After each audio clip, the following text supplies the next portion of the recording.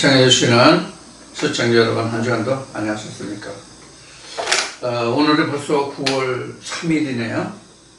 이해도 몇 달 남겨놓은 시작됐습니다. 9월을 포함해서 이제 4달을 남겨있군요. 9, 10, 11, 12 4달을 남겨놓고 있는데, 이달 말이면 추석이 돌아오고 벌써 이제 눈에는 벼가 지금 무르익어 가고 있고 지금 가을이 한참 익어가는 중에 있습니다. 그리고 또 이제 환절기가 돌아온 것 같아요. 제가 환절기가 돌아오면 굉장히 빨리 그 환절기를 느끼는 사람 중에 하나예요. 왜냐하면 그 알레르기 비염이 있어가지고요. 봄과 가을로 아주 예민하게 나타납니다. 이 비염 얘기가 나왔으니까 저 광고를 좀 해야 되겠네. 병은 뭐 자당해야 빨리 낫는다고 얘기했는데, 비염에 좋은 그 경험이나 어떤 약이 있으면 소개를 해 주시기를 부탁합니다. 자, 이제 이사야 강의 그 13장에 이르렀는데요. 이사야 강의를 하면서 지난주에 말씀이 분화되지 아니하면 이라는 말씀을 드렸죠.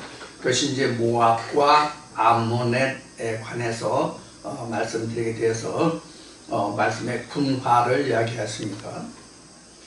모든 세상이 그 번식이라는 게, 창세기 1장이면 그 하나님이 사람을 지으시고 생육, 번성, 충만해서 세상을 다스리라 이렇게 그 말씀이 되어 있잖아요. 우리가 이 번성을 한다고 하는 것은 분화가 없으면 번성이 되지 않습니다. 우리가 말씀도 분화하지 않으면 본문 그대로의 말씀뿐이 안 남아요. 본문 그대로 말씀뿐이 안 남아요. 그래서 성경에는 씨를 뿌려서 그 밀 한 알이 썩지 않으면 많은 열매를 맺을 수 없다고 말하고 있잖아요. 그게 바로 그 물리적인 화학적인 그런 기로도 말하면 바로 분화예요. 생물학적으로 하면 그게 분화란 말이에요. 그래서 분화가 되지 않으면 번성이 되질 않아요. 지금 방금 말씀드린 대로 지금 들녘에는 벼가 한참 무르익어 가고 있는데, 벼가요 처음에 심을 때는 3개, 4개를 꽂아요.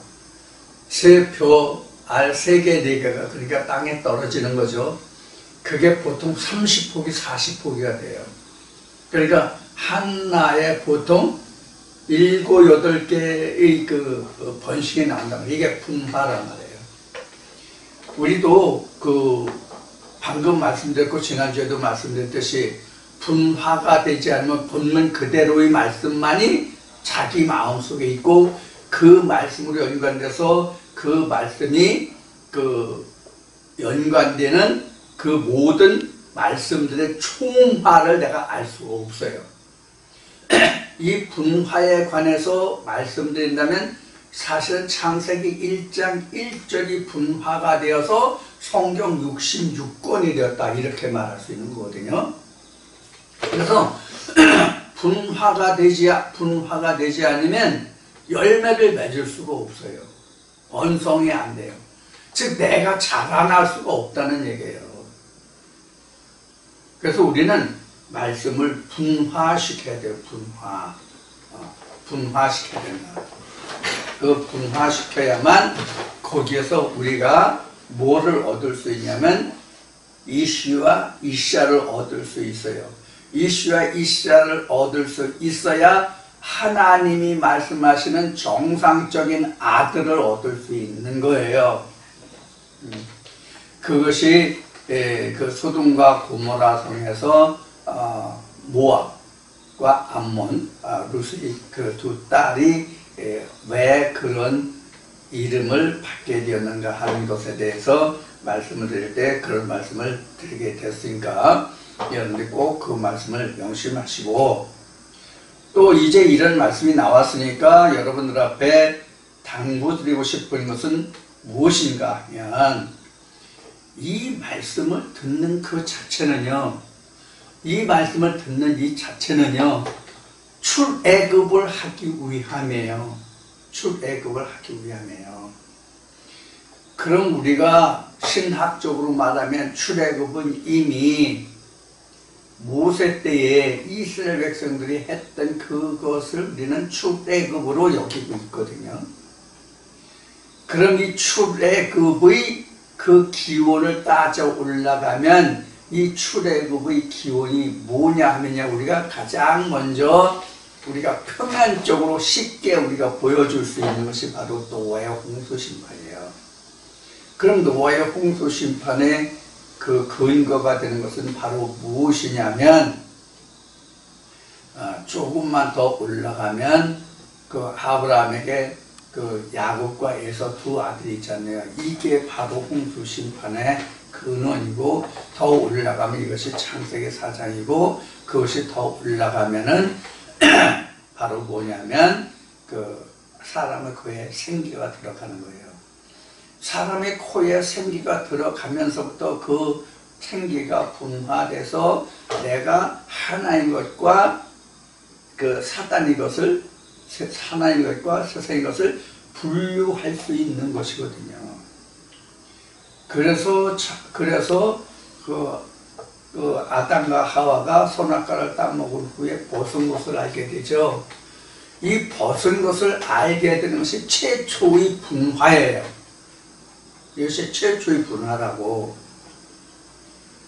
이 말씀을 여러분들이 듣고자 하는 사람들이 많은데 아무리 들었어도 이 분화가 되지 않으면 자기가 다니던 기존 교회에 그냥 계속 가서 거기 가서 예배하는 거예요. 그게 예배가 됩니까?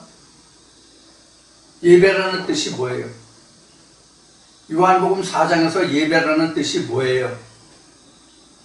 예수를 만나야만 예배가 된다는 뜻이에요. 요한복음 4장에서 신령과 진정의 예배가 예수를 만나야, 즉 예수가 있어야 예배가 된다는 얘기거든요.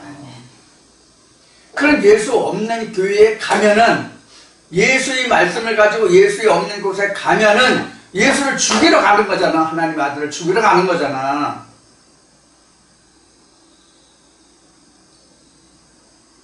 왜 이 생각들을 못하냐고. 그래서 안타까운 거예요. 아무리 말씀을 들으면 뭐냐고. 하나님의 색은요, 있어요, 없어요? 응? 하나님의 색은요, 있어요, 없어요? 색이, 색깔, 빛깔이 있어요, 없어요? 빛 없어요. 색깔이 없다고. 하나님은 흰 것이라는 색깔이, 물론 흰색이라고 하는 것은 우리가 그걸 뭐라 그러나, 예술 그림 그리는데, 이 예술 분야에서는 이 흰 것도 색으로 말하지만은 사실은 이게 투명한 거잖아. 투명. 크리스탈 C라고 게시록에 나온 것 같이 크리스탈 C, 투명한 거잖아. 투명하다는 얘기는 색이 없다는 뜻이거든요. 성경이 흰 것으로 표현하고 있지만, 그러면 노아의 홍수 심판 때에 무지개가 주어지죠. 그 무지개를 하나님이 언약이라고 칭하고 있단 말이에요. 창세기 6장부터 9장까지 말씀을 보면 그렇게 나와요.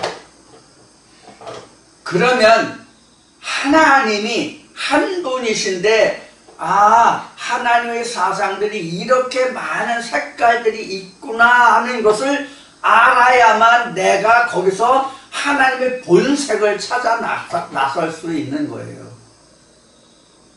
스펙트럼에서는 우리가 태양 빛을 받아서 스펙트럼 그 프리즘인가요? 그것을 통과하면 무지개색이 보이잖아요. 우리가 마치 날씨 좋은 날 이렇게 그 입에 물을 뿜어가지고 물을 분사시키면 무지개 색깔이 형성이 되죠. 마찬가지라고 그래요. 하나님의 말씀을 세분화해 보면은 거기에 색이 나와, 색이. 그러면 세상의 모든 교파들이 주장하는 것이 사실은 그 색이거든요. 그걸 다 하나로 모아서 들여오면 뭐가 돼야 돼요?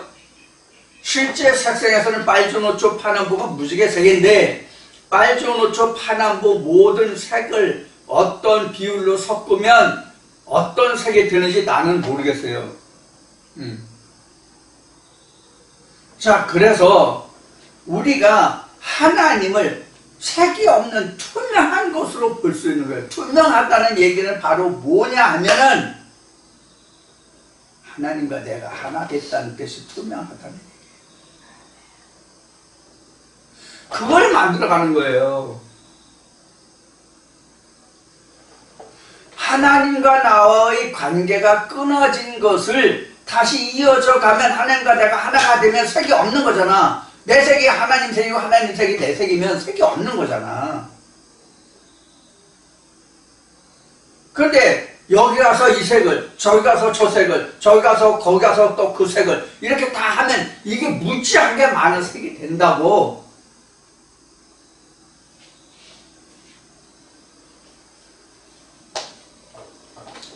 그래서 지난주에 제가 좀 열을 내면서 피땀을 흘리면서 이야기를 했었는데 여러분들 오해 없으시길 바라요. 정말 여러분들이 지금 이 말씀을 듣는 것이 예수의 말씀을 몇 번 인용했지만은 너희가 남은 꼴 먹는 것을 남은 물 마시는 것을 어찌 작은 일로 여기고 없이 여기느냐 이런 말씀이 나오는데 바로 그렇게 하는 경우가 되거든요. 여러분들 책망하고자 하는 게 아니라 여러분들의 영혼을 사랑하는 마음에서 하나님의 온전함으로 순전함으로 돌아오십사 하는 그런 의미에서 말씀을 드린 거니까 오해 없으시길 바라고, 오늘도 이 동영상을 많은 사람들이 접해서 볼 수 있도록 이 동영상을 구독 신청을 안 하시고 보시는 분은 구독 신청을 해주시고요. 구독 신청은 처음 한 번만 하면 됩니다.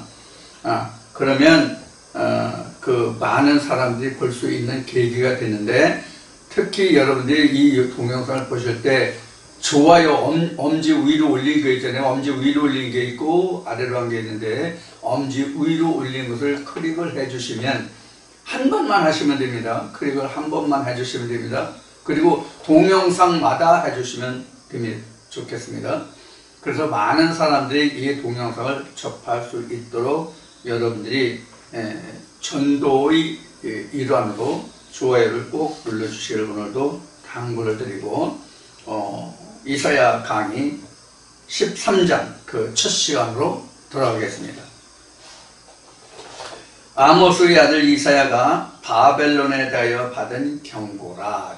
이 아모스의 아들이라고 하는 얘기는 이사야를 시작하면서 이사야 1장에서도 언급했었습니다. 이사야 1장 보면 유다 왕 우시야와 요담과 아하스와 히스기야 시대에 아모스의 아들 이사야가 유다와 예루살렘에 대하여 본 이상이라 이렇게 되죠. 그래서 1장부터 12장까지는 유다와 예루살렘에 관한 경고, 예언 이런 것이었다면 지금 13장에서는 같은 아모스의 아들 이사야가 바벨론에 대하여 받은 경고예요. 지금 이사야 13장의 위치에서 봤을 때, 이사야 13장의 이 시기에서 봤을 때에 바벨론은 아직 바벨론이라는 어떤 나라의 형체를 가지고 있지 않는 때예요. 지금 이사야가 지금 사역하고 있는 이 시대, 즉 이사야 13장의 시대를 살펴서 이때 당시에 그때 주변의 열방을 보면 이때 아수르와 그 다음에 그 애굽이 이때 그 세계의 그 패권국 제국으로 있을 때고, 지금 1장에서 13장 1장에서 언급하고 있는 바벨론은 아수르의 한 토hu국 정도뿐이 안 됐어요. 조그만 나라였어요. 그래서 아수르란다. 바벨론은 앞으로 일어날 나라인데 이 바벨론에 대해서 이미 경고를 하고 있어요. 어떤 경고냐면 바벨론이 메대와 바사에 의해서 멸망할 것이라는 것을 경고하고 있어요. 이미 바벨론이 형성되기도 전에. 그러니까 바벨론이 한 제국으로 이루어졌네. 어떤 분열 왕국으로 있는 이런, 그러니까 아수르 지배하에 있던 나라에서요, 그 바벨이요. 그런데 지금 바벨론이 결국은 우리 성경 역사에서 아시는 것처럼 바벨론이 그 유다를 삼켜서 세계 패권국이 되죠. 그래서 느부갓네살 왕 때에 그 히브리에서 그 유대인들이 바벨론의 왕궁에 가가지고 왕궁에 지대한 공을 세우는 그 장면이 나오는데, 그 지대한 공을 세우는 사람 중에 한 사람이 바로 누구냐면 다니엘이에요. 여러분이 잘 아시는 다니엘이에요. 그래서 이때 당시에 그러니까 지금 여기 이사야 13장에서 지금 언급하고 있는 이 시대의 열국을 볼 것 같으면 아수르, 그 다음에 아이고 이제 이집트죠. 이렇게가 그 왕국으로 되어 있었고요. 여기에 그 보면은 엘람이라는 나라가 있었죠. 그 다음 또 수리아가 있죠. 이런 나라들이 있어요. 여기에 이제 유다가 있고, 이스라엘이 있죠. 그런데 이스라엘이 아수르에 대해서 지배를 받았죠. 그래서 아수르에 의해서 이스라엘이 그 혼혈 정책을 써서 그 이스라엘 백성들을 아수르로 데려고 아수르 백성들을 그 이스라엘로 끌어서 혼혈 정책을 써가지고, 여러분들 우리 그 복음서 하시는 바 요한복음 4장에 잘 나타나죠. 그 수가성경 그거 나오죠. 그래서 그 예수가 물 좀 떠달라고 했을 때 당신은 유대인인데 어떻게 그 이스라엘 여자한테 사마리아 여자한테 물을 떠달라고 하냐. 그래서 서로 상종하지 아니하라 이런 말씀이 나오잖아요.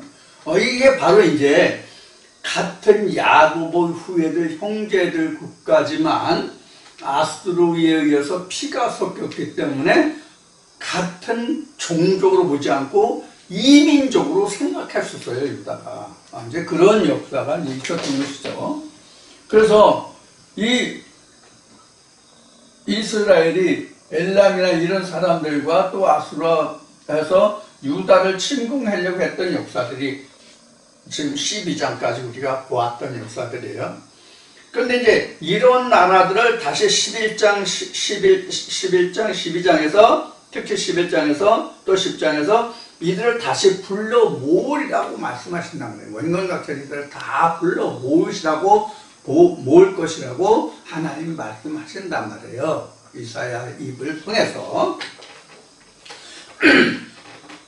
그렇게 해서 이제 지금 13장에 이르는데, 13장에는 지금 이스라엘이 방금 말씀드린 것이 엘람과 아수라 이런 나라들과 합하여 유다를 멸망시키려고 집어삼키고 자기네들 그 임의대로 주장하려고 했던 작전을 했잖아요. 그런데 하나님 뭐라고 말씀하셨어요? 야, 그거 부지깽이 부르던 그 정도뿐이 아니니까 염려하지 마. 그들이 꾀할지라도 너희를 어떻게 하지 못해. 이렇게 했잖아요. 자, 이렇게 해서 이들을 다 물리쳤는데 이때 당시에 아수르를 하나님이 어떻게 평가하셨어요?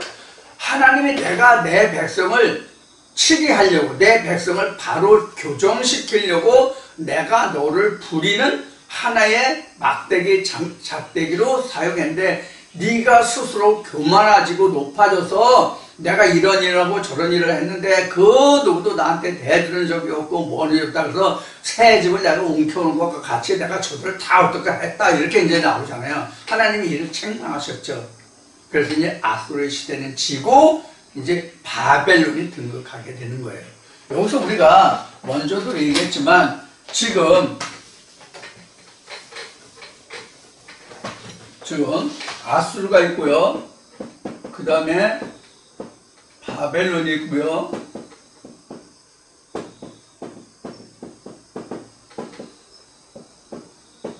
헬라가 있고요. 로마가 있고요.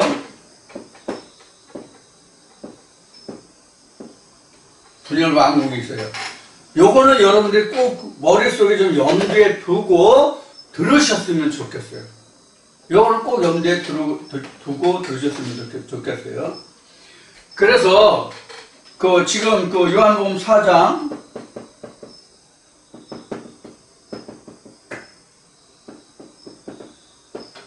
수가성 여인, 우리 수가성 여인이라니까 또 잘 이해를 못하실 분들이 혹시 있을지 모르니까 사마리아 여인, 이게 이제 수가성이니까 이렇게.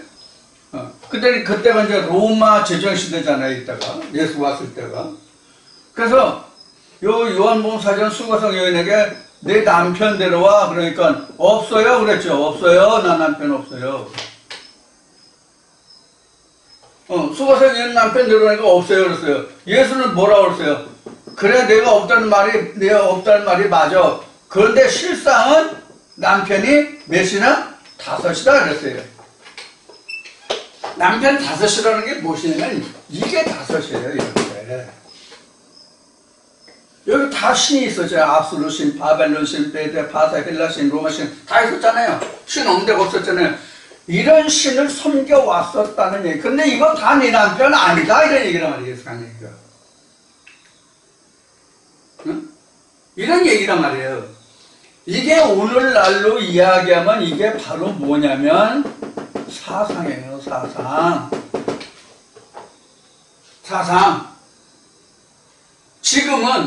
지금은 나라의 국가의 사상이 지금 공산사회주의 이념과 민주 자본주의 사상 이념 이 두 가지로 나누고 있지만 옛날에는 각 나라마다 가지고 있는 무슨 사상이 있어요? 종교가 있었단 말이에요. 종교가. 그래서 그걸 성경에서는 남편이라고 얘기했잖아요. 고린도후서 11장 2절에 기록된 말씀같이 이스라엘 백성들은 하나님의 남편이 됐잖아. 그럼 다른 나라들은 그 나라에서 섬기는 그 신이 그 나라 사람들을 좌지우지하기 때문에 그 사람들에게 남편이 됐다라고 얘기하는 거란 말이에요.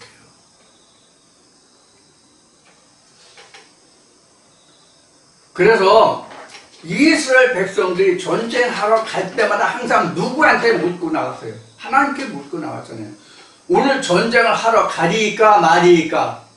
그럼 하나님이 가라. 그 대신 어떻게 하라는 걸까지 했잖아요.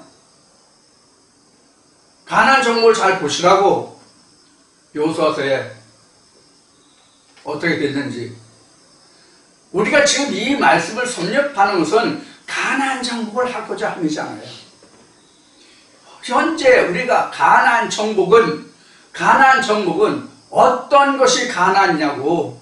우리 마음에 성전 삼고 계시고자 하는 우리 마음의 그 중심이 가나안이잖아요. 근데 이 가나안이 지금 이게 바벨론이라는 것이 아수르가 있었고 바벨론에 있었거든. 아수르 얘기가 나왔으니까 아수르는 네 것도 좋고 내 것도 좋고 너 나하고 같이 살자 이거는. 다 똑같은 하나님이잖아. 표현만 다를 뿐이야. 너는 그렇게 말하지 나는 이렇게 말하는 것뿐이야. 똑같은 하나님이야. 이런 식이란 말이에요. 이러면 이게 아수르예요.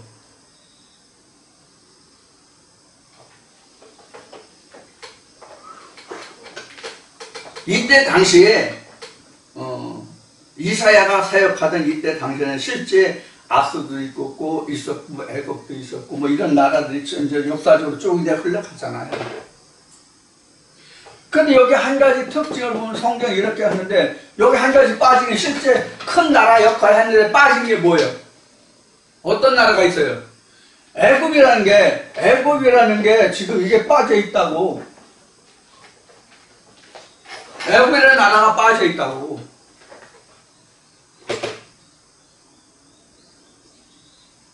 그럼 애국이 없어요? 애국이 실제로 그냥 성경 역사로 보면요, 그 느고 왕 때, 그러니까 바벨론이 그 형성될 때에 그때까지 애굽이 형성돼 있었다고. 애굽이요. 느고 왕 때까지. 느고 왕이 그 유다가 멸망한 히스기야 때, 히스기야가 느고 왕에 의해서 네가 전쟁터에 나가지 않아도 되는데 히스기야가 전쟁터에 나가서 죽게 됐거든. 그래서 에рем이 애가를 짓게 된 거예요. 히스기야 왕이 죽었기 때문에. 히스기야가 유다를 다시 재건하기 위해서, 하나님의 나라로 재건하기 위해서 무진 애쓰던 사람이고, 그래서 에레미야가 히스기야를 엄청 사랑했거든.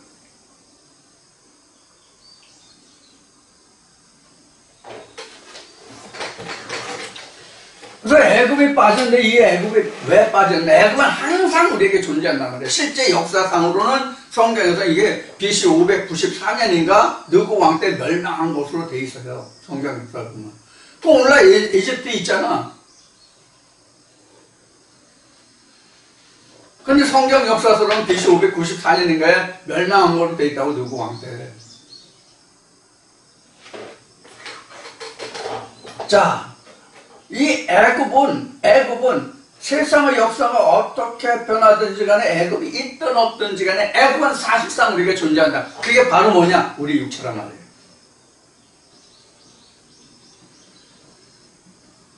성경에서는 노아의 세 아들의 아들들의 후손이고 이렇게 성경을 기록하고 있지만, 애굽은 현재 우리가 영적인 세상으로 하면은 우리 육체가 애굽이라고. 육체가 애굽.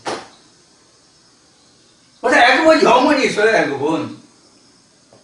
자, 이게 가장 1차적인 표면적으로 봤을 때 애굽이고, 그러니까 실상의 애굽은 뭐냐? 실상의 애굽은 뭐냐? 인간의 본질적인 욕구를 추구하는 이것이 바로 애굽이에요.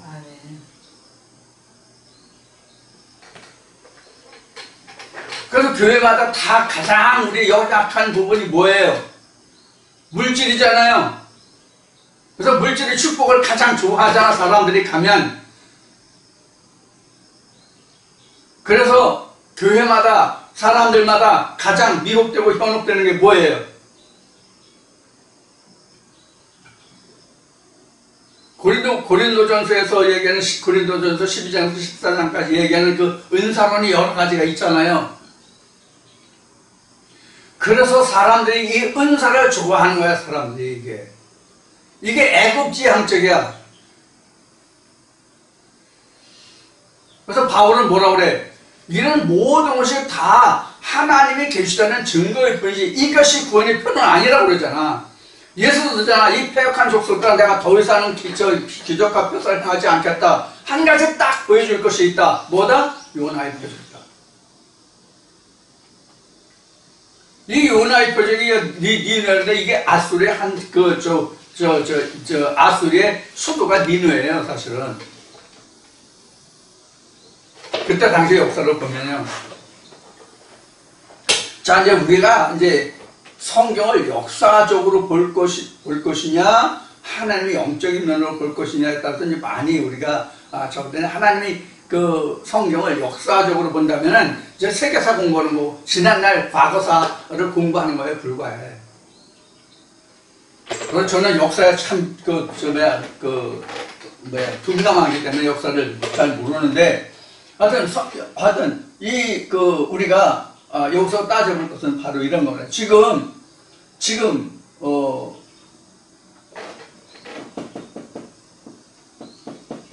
앞에 말씀드렸지만 이사야 13장에서는 아직 아수르가 제국으로 지금 역할을 하고 있을 거란 말이에요. 제국으로. 그런데 지금 바벨론에 대한 경고가 나온다고. 어디에서 멸망할 거라는 거 나온다고. 메대와 바사에 의해서 멸망할 것이라는 것이 이미 예언된다고. 지금 13장 후반에 가면. 그러니까 예언이죠. 그래서 이제 받은 경우예요. 자, 이때 당시를 설명하다 보니까 좀 말이 길어졌는데, 그다음 2절 봅시다. 너희는 자산 위에 기호를 세우고 소리를 높여 그들을 부르며 손을 흔들어 그들로 존귀한 자의 문에 들어가게 하라. 이게 이제 여기 보면은 그 너희는 자산 위에 기호를 세우고 이랬어요. 자산. 이 자산은 뭐냐? 뭐가 자산이냐면요. 이게 붉을자자 벌거벗을 자자. 벌거벗었다는 뜻이에요. 벌거벗었다. 민둥산. 산에 아무런 나무가 없으면 벌거벗은 민둥산이잖아요. 이러면 민둥산이라고 하죠. 이게 우리 순수한 그 국어가 민둥산일 거예요. 이 민둥산에 그런 자산 위에 기호를 세우고, 기호라는 것은 깃발을 세우고 그런 뜻이란 말이에요. 깃발을 세우고 소리를 높여 그들을 부르며 손을 흔들어 그들을 존귀한 자의 문에 들어오게 하라. 들어가게 하라. 여기서 그들이라는 말이라. 그들을 부르며 어떤 그들이냐 하는 거예요. 어떤 그들. 이게 지금 앞에 서두에 말씀을 드렸듯이 지금 아수르나 이런 나라들에 의해서 지금 이스라엘 백성들이 지금 원근 각처 주변 열방에 많이 흩어져 있잖아. 이들을 다시 불러 모은다고 했잖아. 그래서 그들을, 그리고 멸망해가는 유다와 예루살렘, 이 유다와 이스라엘 그들을 향해서 말하라는 뜻이에요. 그들이 벌거벗었잖아. 왜 벌거벗었어요? 왜 벌거벗었냐면 이사야 5장에서 기록된 바와 같이 그들이 참 포도나무, 극상품 포도나무로 하나님이 심었는데 그들이 들포도를 맺었잖아. 즉 하나님을 배반했다는 뜻이란 말이에요. 그래서 하나님이 울타리를 걷었잖아. 그러니까 민둥산이 된 거야. 그래서 그들이 뿔뿔이 다 흩어지고 지금 주인 없는 양같이 되어버려서 그들에게 부르짖어 외치라는 뜻이에요. 왜? 다시 불러 모으니까. 근데 이제 불러 모으는데 왜 불러 모으는지가 이제 문제가 되겠죠. 그 이제 내용을 우리가 살펴볼 수 있어야 됩니다. 소리를 높여 그들을 부르며 손을 흔들어 그들로 존귀한 자의 문에 들어가게 하라. 여기서 존귀한 자의 문에 들어가게 하라는 것은 바벨론의 포로가 되게 하라는 뜻이에요. 이게 존귀한 자. 근데 왜 여기서 그런 바벨론의 포로가 되는데 존귀한 자의 그 손에 들어가게 하느냐라고 우리가 생각을 좀 해봐야죠. 왜 그가 존귀한 자냐? 이건 이제 요 뒤에도 이제 설명이 나오겠지만 느부갓네살 왕에게 하나님이 기름을 부어서 그를 쓰고자 하시는 그릇으로 삼았다는 뜻이에요. 그러니까 세상의 모든 권세를 부리는 자도 사도 바울이 고백한 바와 같이 하나님이 그에게 권세를 주지 아니하시면 될 수 없단 말이에요. 그러니까 너는 세상 권세 잡은 자들에게 너는 순종하고 복종하라. 모든 권세가 위로부터 온다. 이렇게 되어 있잖아요.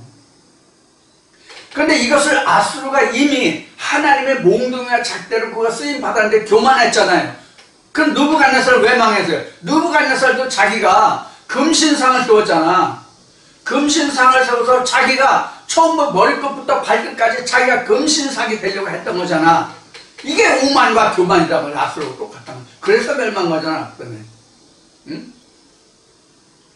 그래서 그 아들 벨사르 왕 때 왕가서 잔치하는 날 메대와 바사가 그들을 쳐 엎은 거잖아요.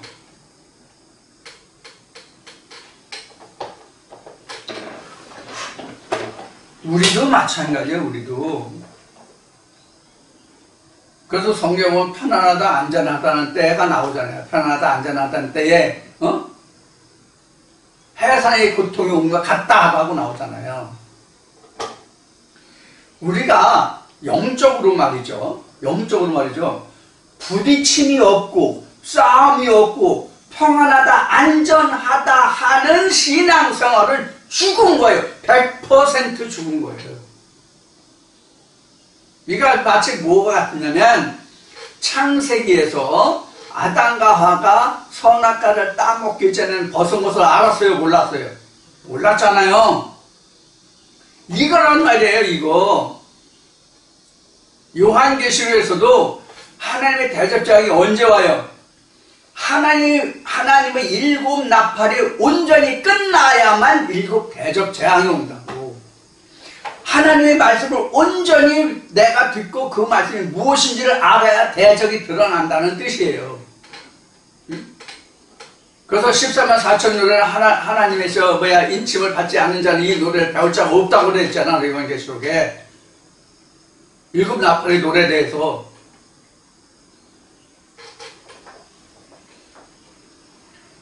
자, 이와 같이 우리는 하나의 말씀을 앞에 모두에서도 오늘 얘기했고 그 앞에 수없이 제가 이야기했지만 이 말씀을 듣는 것으로 끝나고 내가 변화되지 않고 그 말씀이 내게 무엇을 말씀하시는, 즉 하나님이 이 말씀을 통해서 내게 무엇을 말씀하시는지를 깨닫고 그대로 내가 행하지 못할 것 같으면 듣지 말아야 해요. 왜 하나님을 만노리 여기고 하나님을 욕되게 하느냐, 그런 얘기예요. 왜 하나님의 말씀을 가지고 다시 애굽으로 돌아가느냐고. 출애굽의 과정과 여호수아서를 통해서 이스라엘 백성이 요단강을 건너서 그들이 강을 건널 때마다 하나님이 그들에게 주신 말씀이 뭐예요? 돌을 취해서 거기다 표시로 삼았잖아. 다시 돌아가면 너희가 죽으리라고 그랬잖아. 왜 돌아가 다시?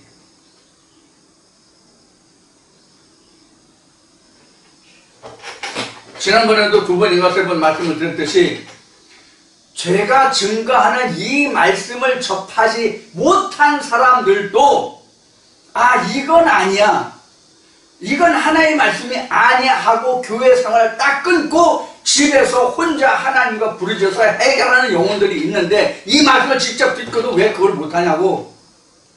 왜 하나님의 말씀이 힘과 능력과 권능이 되지 못하냐고.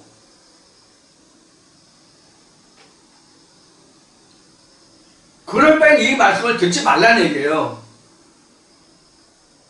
예수가 제자들 마을에 전도를 내보내면서 둘씩 전도를 내보내면서 이 말씀을 받으면 그 집에 네가 유하거니와 그렇지 않으면 나와라, 먼지라도 털어라, 이렇게 돼 있잖아.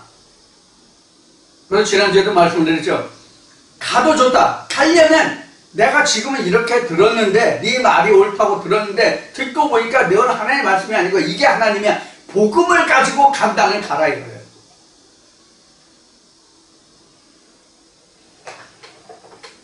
그러나 가서 머리 쳐박고 거기 가야만 예배가 된다고 거기 가서 그 말씀을 듣고 그 말씀을 받아들이고 올려만 가지 말라는 얘기예요. 누구를 위해서? 자기 영혼을 위해서. 자, 그래서 소리를 높여 그들을 부르며 손을 흔들어 그들로 존귀한 자의 문에 들어가게 하라. 그럼 우리가 여기서 하나님이 왜 당신의 백성들을 이방인의 손을 들어서 그들에게 작대기로 몽둥이로 채찍질하시고 그걸 훈계하시느냐 하는 것을 우리가 생각해보지 않으면 안 돼요. 성경은 뭐라고 되어 있어요? 히브리서로 갑시다. 자기 자식을 자기 아들을 사랑한다면서 징책이 없으면 채찍이 없으면 초달하지 않는 게 자문에 있나? 초달하지 않으면 그거는 자식을 사랑하는 게 아니라고 되어 있잖아요. 그래서 하나님이 내 백성을 끝까지 지키시고자 해서 그래서 이제 뒤에 보면 나오는 거야. 우리가 이제 여호와께로 돌아가자. 12장에 이미 나왔잖아. 이제 우리가 나를 치는 자를 내가 두려워하고 그를 싫어했지만 우리가 그에게로 돌아가자는 게 12장에 이미 나왔었잖아.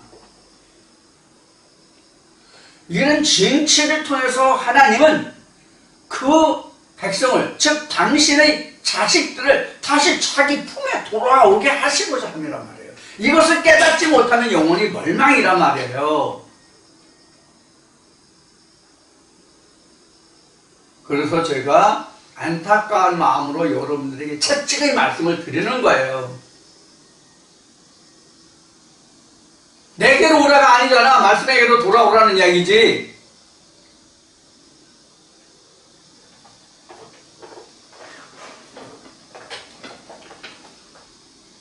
삼 절 보겠습니다. 내가 나의 거룩히 구별한 자에게 명하고 나의 위엄을 기뻐하는 용사를 불러 나의 분을 풀게 하였느니라. 뭐라고 하나님 말씀하세요 지금? 나의 분을 풀게 했다. 나의 분을. 자, 우리가 자식을 키우는 입장에서 한번 생각해 봅시다. 저도 자식 때문에 참 고생을 많이 하고 있고 한 사람인데, 자식이 부모의 뜻한 바대로 되지 않으면 부모가 얼마나 속상하고 분합니까? 그럼 속상하고 분함이 어떤 원한이 맺혀서 속상하고 분합니까? 무엇 때문에 분하고 속상합니까? 사랑 때문에. 그 자식이 바른 길로 가서 바른 인생의 삶을 살기를 원해서 부모의 마음이 아프고 쓰린 거잖아.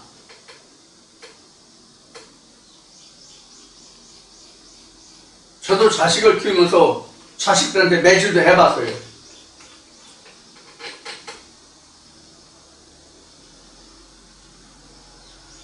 매질할 때는 속상하고 분하고, 참 그래서 매질을 하지만 매질하고 나서 실컷 펑펑 문 적이 한두 번이 아니에요. 사람도 이러할진데 하나님은 어떠하시겠냐고.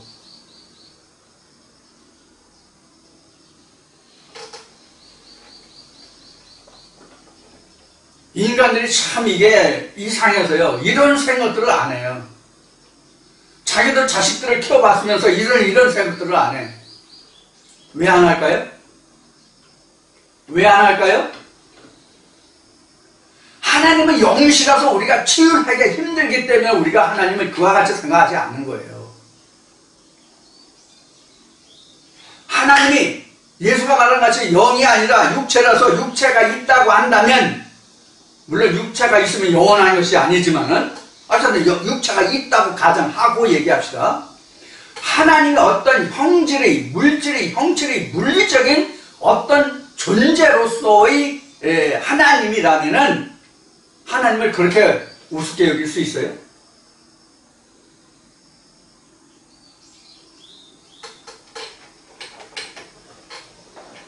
우리의 세상의 말로 발톱에 발톱에 때만큼도 여기지 않는다는 말이 있잖아요. 교회 다니는 사람들이 하나님을 그렇게 생각하는 사람들이 한둘이 아니라고 생각해요. 우선 나부터도 당장은요, 하나님 안 보여요. 정상적으로 내가 말씀에 잡혔을 때 하나님 보인다고. 누구나 다 하나님이 24시간 항상 보이는 게 아니거든. 그러니까 하나님이 무서운 대상이 아니고, 말로는 하나님은 두려운 분이시라, 하나님은 이것도 말씀에 잡혀서 그 말씀이 자기가 겪고 봤을 때는, 제가 그 성경에서 체휼이라는 말을 많이 했죠. 체휼.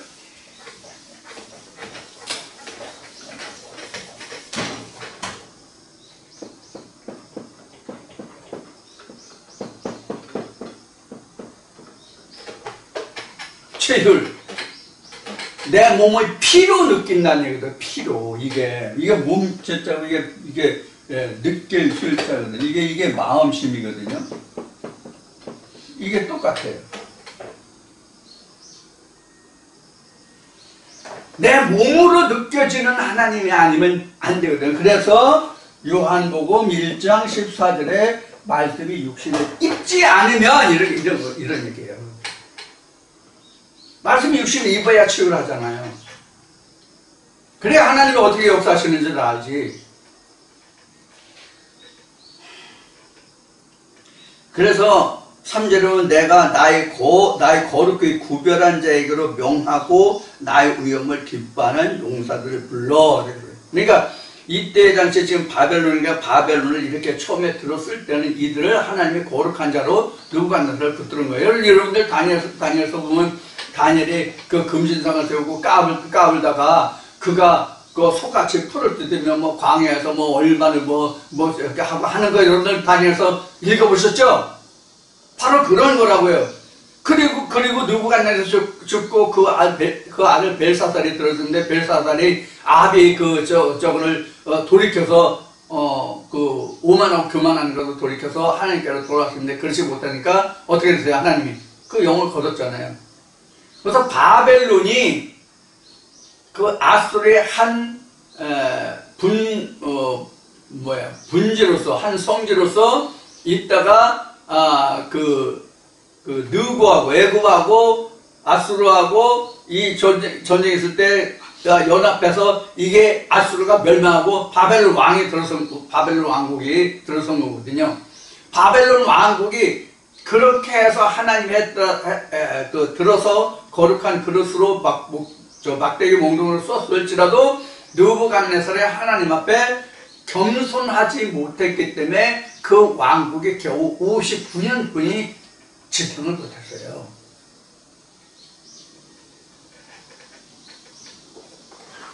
아, 98년. 59년이 아니라 98년. 98년의 역사뿐이 안 된다고, 바벨론이. 이 메대와 바사가 전에도 얘기했듯이 이 바사, 우리 성경에는 바사로 나오지만은 학교에서 역사를 근대사, 중동 근대사로 배웠던 페르시아예요. 페르시아예요. 그래서 이 페르시아가 지금 오늘날 얘기하면 이라크 지역인데, 메소포타미아 이라크 지역인데, 제가 국민학교 시절에는 페르시아 공주는 꿈속의 공주 뭐 이런 노래 가사가 나올 정도로 중동 지방에 이런 아름다움이 묘사됐던 그런 나라들이라고. 그런데 지금 얘기했듯이 자기가 오만하고 교만해가지고 바로 하나님께 쓰임을 받지 못하고 오히려 벌을 받는, 멸망을 받는 그런. 여기 이제 지워졌네. 여기 이제 아수르에서부터 로마에서 분열왕국까지 쭉 썼잖아요. 이게 이제 다니엘서 보면은 나라들이 쭉 이제 기록이 되는 그런 나라들이에요. 그래서 이런 나라들에서 역사적으로 알기를 원하시는 분은 인터넷 포털 사이트에 가면은 아수르라든가 수리아라든가 엘람이라든가 애굽이라든가 헬라, 로마 이런 것들을 찾아보면 그 역사가 쫙 나와 있습니다. 인터넷 포털 사이트 보면 그런 거 엄청 잘 나와 있어요. 저는 역사에 대해서 그렇게 관심이 없기 때문에 잘 보진 않지만은 그런 역사들이 잘 기록이 되어 있습니다.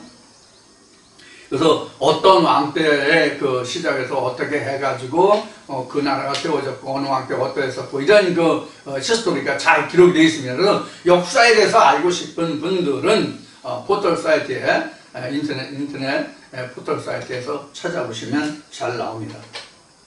공부를 하시길 바랍니다. 그거 필요하시다면.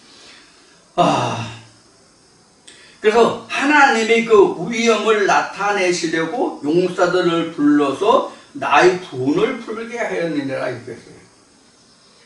그러니까 하나님이 이 바벨론을 들어 역사하시는 것이 바로 하나님이 하나님의 백성들을 징치하시고 하나님의 분이 풀리실 때까지 하나님의 소진 아직까지 펴졌다 앞에서 여러 번 봤죠? 그런 거예요. 그런 것을 말하고 있습니다. 그게 아니라 4절 산에서 물이 소리가 나며 이 산은 자산입니다. 산에서 물이 소리가 나며 많은 백성의 소리 같으니 곧 열국 민족이 함께 모여 떠드는 소리라. 만군의 여호와께서 싸움을 위하여 군대를 검열하심이로다. 그래서 군대를 검열하신다 이렇게 했는데 이것을 오늘날 군대 용어로 얘기하면 사열을 취한다요. 사열. 이게 검열이라는 건 뭐냐면 각 병사들이 그 부대가 당시에 무기 체제로서 당시의 군대 체제로서 갖춰야 할 것과 복장과 무기들을 제대로 준비하고 전투 식량이나 이런 것들을 제대로 갖추었는지를 검열하는 그것이에요. 그래서 이걸 사열이라고도 얘기하고 여기에 검열이라고 나오는데 바로 사열이에요. 그래서 전쟁 전에는 군수 물자 전부를 완전 군장해서 전부 다 무장을 한 상태를 바로 사열을 받습니다. 그냥 검열 받는 거죠. 그래서 미비되고 그런 거는 이제 더 보충하고 그렇게 이제 하기 위해서 전쟁을 승리를 이끌기 위해서 부족한 면을 채우기 위해서 이제 이런 검열 사열을 취하죠. 자산에 이렇게 붉은 산에 이렇게 산에 모여서 있는 거예요. 이것이 바로 하나님이 그 4절에 끝절에 끝부분 4절 끝부분에 기록된 마치 만군의 여호와께서 싸움을 해 군대를 검열하시고 군대를 모아놓은 거예요. 그러니까 지금 바벨론이라든가 아수르라든가 애굽이라든가 이런 모든 군대들을 다 모았다 이런 뜻이 되겠죠. 모든 군대들을. 근데 이제 여기서 이제 바벨 1차는 바벨론이에요. 자, 그럼 모았습니다. 그 검열하십니다. 5절 무리가 먼 나라에서 하늘가에서 왔으며 곧 여호와 그 진노의 병기라 온 땅을 멸하려 함이로다. 목적이 다 나왔죠? 왜 하나님이 이들에게 권세를 주어서 모았느냐 하면 세상을 멸하려 합니다. 땅을 멸하려 합니다. 진노의 병기라 이들은. 그러니까 하나님이 쓰시는 병기가 된 거예요. 응? 하나님이 그들을 쓰시고자 한 것이 그 사람을 세우고자 함이 아니라는 것을 여기서 우리가 알아야 돼요. 그러니까 우리가 이 말씀 안에서 내가 하나님의 정령과 첩경으로 달려가고자 함에 있어서 내게 오는 어떤 대적들이 있는가를 보는 거예요. 여기에서. 그래야 그 대적이 보인다는 것은 내가 말씀에 서 있다는 증거거든요. 말씀에 바로 서 있지 못하면 나는 벌거벗은 자산이에요. 그럼 나는 멸망을 입는 거고 내가 눈을 떠서 그 대적이 무엇이냐 하면 싸워서 내가 살아남을 수가 있는 자가 되는 거고 이제 이런 말씀들이 이제 성경에서 우리에게 보여주는 말씀이에요. 자, 여기서 이제 한 가지 빠진 것이 우리가 바벨론이라는 얘기인데 거기 우리 그 1절에 보면 아모스의 아들 이사야가 바벨론에 대한 거를 사실 이게 바벨론이라는 것은 우리가 성경에서는 바벨론인데 실제는 바벨입니다. 바벨. 헬스장에서 쓰는 그것도 바벨이라는 것 같은데 그런 바벨이 아니라 어떤 웨이트, 무게를 가지고 있는 그런 그것이 아니라 성경에서 말하는 이 바벨론은 바벨이에요. 이 바벨이라는 뜻은 뭐냐면 혼잡됐다, 섞여졌다 이런 뜻이에요. 온전하고 순전한 게 바벨이 아니라고. 각종 모든 것이 다 섞여 있는 것이 바로 바벨이에요. 그럼 내 안에서 이렇게 혼잡되고 섞여지고 이런 것들이 뭐냐 하는 거예요. 그런 것 중에 뭐가 하나가 현재는 이 바벨이 아수르에서 한 그 분열 어떤 소국이라고 그랬잖아요. 조그만 그 도성이라고 그랬잖아요. 이것이 언제 일어나서 아수르는 본래 것을 치고 내게 더 크게 다가올지 모른다는 이런 의미로 우리가 받아들여도 무관한 부분이에요. 이 역사적으로 보면 이제 그런 것을 가지고 있지만 내 안에서는 그런 거라고 별거 아니다, 아무것도 아니다, 시시하다, 아이 그까지 것쯤이야 한 것이 내게 큰 영적 화를 불러일으킬 수 있는 부분이 바로 이러한 것들이에요. 이때 역사적으로 보면 바벨이 그런 것이지만 이런 부분도 여러분들에게 참고적으로 초면서 말씀을 드리고 지금 13장 1절부터 5절까지 말씀을 드렸는데 그 다음부터는 잠시 쉬었다가 함께 하겠습니다.